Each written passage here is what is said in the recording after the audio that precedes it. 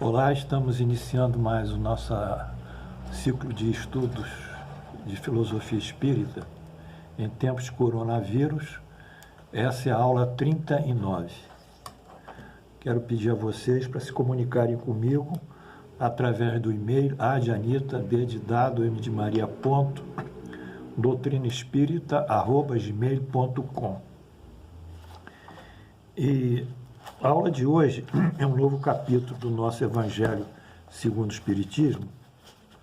É o capítulo 10, que fala da misericórdia.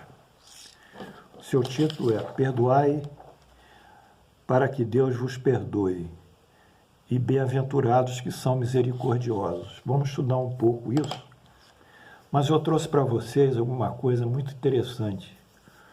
A história de José, filho de Jacó, uma das narrativas, eu diria, mais belas do livro do Velho Testamento. Ela se encontra no livro Gênesis, desde o capítulo 37 a 50. Vamos andar para que vocês possam entender a grandeza da misericórdia de José. Vamos lá, 37. Habitou Jacó na terra dos peregrinações do seu pai, que era Abraão, Isaque, aliás, na terra de Canaã. Essa é a história de Jacó. Tendo José 17 anos, apacentava os rebanhos com seus irmãos. Sendo ainda jovem, acompanhava os filhos de Bilá e os filhos de Zapa, mulheres do seu pai. Jacó amava mais a José que todos os seus filhos, porque era o filho da sua velhice. E fez-lhe uma túnica talar de mangas compridas. Túnica talar é uma túnica que vai até o tornozelo. Talos, em latim, é tornozelo. Então, lá vai até o tornozelo. Vendo, pois, seus irmãos que o pai o amava mais do que os outros filhos, odiavam-no e já não lhe podiam falar pacificamente. Teve José um sonho e relatou aos seus irmãos, por isso o odiaram ainda mais, pois lhe disse: rogo-os ouvir esse sonho que tive. Atávamos feixes no campo, e eis que o meu feixe se levantou e ficou em pé, e os vossos feixes o rodeavam e se inclinavam perante o meu feixe. Então lhe disseram seus irmãos: reinarás com efeito sobre nós? E sobre nós dominarás realmente? É com isso, tanto mais odiavam por causa dos seus sonhos e de suas palavras. Teve ainda outro sonho e o referiu aos seus irmãos, dizendo: sonhei também que o sol, a lua e as 11 estrelas se inclinavam para mim. Contando ao seu pai e a seus irmãos, surpreendeu o pai, dizendo: que sonho é esse que tiveste, filho? Acaso viremos, eu e tua mãe, vossos irmãos, a inclinar-nos perante ti? Aos seus irmãos lhe tinham ciúmes. O pai, no entanto, considerava o caso superado. E como foram os irmãos apacentar o rebanho do pai em Siquém? Então, eles mandaram José apacentar o rebanho do pai numa região chamada Siquém. Disse-lhe Jacó: vai agora e vê se teus irmãos e o rebanho e traze-me notícias. Assim o enviou no vale de Hebrom e ele foi a Siquém. E um homem encontrou José, que andava errante pelo campo, e lhe perguntou: que procuras? Respondeu: procuro meus irmãos. Dize-me, onde apacentam eles os rebanhos? Disse-lhe o homem: foram-se daqui, pois ouvi-os dizer: vamos a Datã. Então seguiu José atrás dos irmãos e os achou em Datã. De longe o viram, e antes que chegassem, conspiraram contra José, para o matar. E diziam o outro: vem lá o tal sonhador.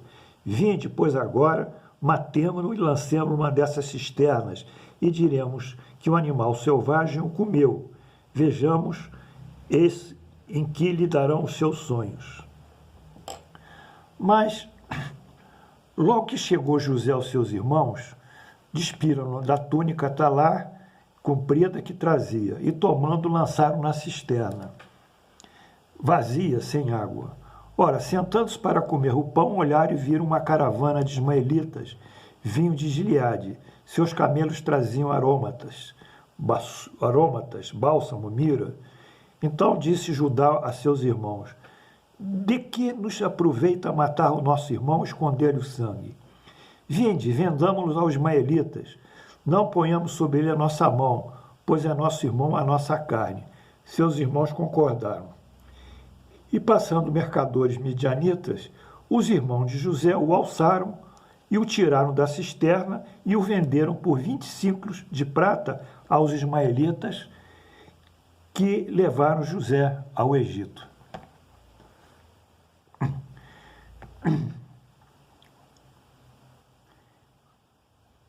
Então, tomaram a túnica de José, mataram um bode e molharam em sangue. Enviaram a túnica de mangas compridas, fizeram levar ao pai e lhe disseram: achamos isso, vê se é ou não a túnica do teu filho. Ele reconheceu e disse: é a túnica do meu filho, um animal selvagem o teria comido, certamente José foi despedaçado. Então Jacó, o pai, rasgou suas vestes e se cingiu de pano seco e lamentou por muitos dias a morte do filho.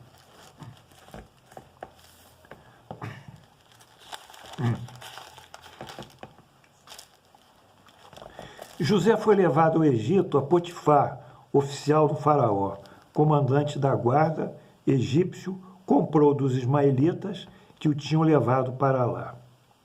Vendo Potifar que o Senhor era com José e que tudo que ele fazia o Senhor prosperava em suas mãos, logrou José mercê perante ele e a quem servia, e pôs por mordomo da sua casa, e passou-lhe tudo que tinha. E desde que fizera mordomo da sua casa e sobre tudo que tinha, o Senhor abençoou a casa do egípcio por amor de José. A bênção do Senhor estava sobre tudo que tinha, e assim em casa como no campo. Aconteceu dessas coisas que a mulher desse senhor, Potifar, pôs os olhos em José e lhe disse: deita-te comigo. Ele, porém, recusou e disse à mulher do seu senhor: tem-me por mordomo o meu senhor, e não sabe de que há em casa, pois tudo o que tem me passou ele as minhas mãos. E José se negou a deitar com a mulher do seu senhor, Potifar. Vendo ela que ele fugira para fora, mas havia deixado as vestes na mão dela, chamou pelos homens da casa e lhe disse: vede, trouxe-nos meu marido esse hebreu para insultar-nos. Veio até aqui para se deitar comigo, mas eu gritei em alta voz e ele fugiu. Ouvindo ele que eu levantava a voz e gritava, deixou as vestes ao meu lado e saiu fugindo para fora. Conservou ela junto a si as vestes dele até que o Senhor tornou a casa. Então falou segundo as mesmas palavras e disse: ó servo hebreu, que trouxeste, veio ter comigo para insultar-me? Quando, porém, levantou a voz e gritei, a ele, deixando as vestes ao meu lado, fugiu para fora. E o senhor de José o tomou e lançou no cárcere, no lugar onde os presos do rei estavam encarcerados, e aí ele ficou na prisão. Essa foi a primeira passagem.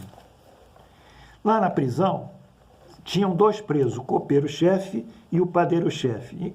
Então o copeiro sonhou e contou o sonho a José, e disse: meu sonho, que ele sonhou esse copeiro, que era um colega de prisão, meu sonho havia uma videira perante mim. A videira são as uvas, né? E na videira 3 ramos ao brotar haviam flores e seus cachos produziram uvas maduras. O copo do faraó estava na minha mão. Tomei as uvas e espremi no copo do faraó e dei na própria mão do faraó. Então lhe disse José: esta é a sua interpretação, os 3 ramos são 3 dias. Dentro ainda de 3 dias, o faraó te reabilitará e te reintegrará ao seu cargo. E tu lhe dará o copo na própria mão dele, segundo o costume antigo, quando era copeiro. O sonho do padeiro-chefe. Vendo o padeiro-chefe que José interpretava o sonho, disse também: eu também sonhei, e eis que 3 cestos de pão me estavam sobre a cabeça. No cesto mais alto havia todos os manjares do faraó, arte de padeiro, e as aves as comiam num cesto na minha cabeça. Então disse-lhe José: esses 3 cestos são 3 dias. Dentro ainda de 3 dias o faraó te tirará fora a cabeça e te pendurará no madeiro, e as aves comerão a tua carne. Bom, foram essas as profecias de José na prisão. Passado 2 anos completos, o faraó teve um sonho. E o sonho, nesse sonho, ele via vacas feias à vista e magras que comiam as gordas. Via também essas vacas magras a comerem as gordas. Tornando a dormir, sonhou outra vez, e no sonho viu hastes que saíam de 7 espigas cheias, boas. E após essas 7 espigas cheias boas, nasciam 7 espigas mirradas, crestadas do vento oriental. Então o faraó acordou assustado com o seu sonho. Ficou muito impressionado. Mas lá o copeiro-chefe, que tinha sido interpretado em seu sonho por José, disse: Senhor, o senhor já chamou todos os magos para interpretar o seu sonho, e nenhum deles o contemplou com alguma coisa que justificasse e pudesse trazer. Eu conheci na prisão um hebreu que interpretava meu sonho. Por favor, chame-o, que ele interpretará os seus sonhos. Bem, José foi chamado. Então disse o seguinte: as 7 vacas gordas são 7 anos de prosperidade que o Egito terá. As 7 vacas magras serão 7 anos que o Egito entrará em fome. Esses 7 hastes que estavam produzindo milho e que foram destruídas pelas 7 hastes secas, elas também correspondem aos 7 anos de grande produção agrícola aqui, de grande abundância em tudo, que serão sucedidos por 7 anos. Então ele disse: senhor faraó, o senhor, de tudo que o senhor colher a partir de agora, o senhor guarde 20%.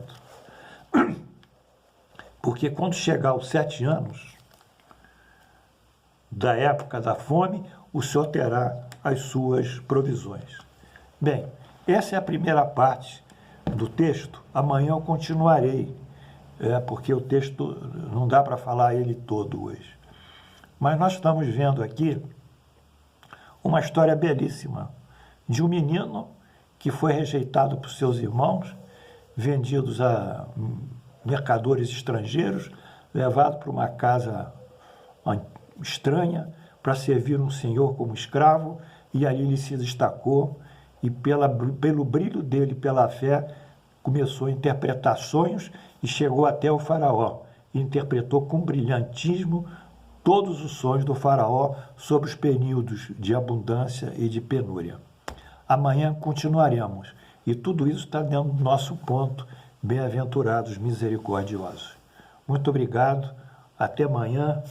Flores para vocês mais uma vez, fé, esperança, resignação, não fiquem tensos, tudo vai cair, tudo vai desaparecer e tudo retornará pouco a pouco à normalidade. Obrigado.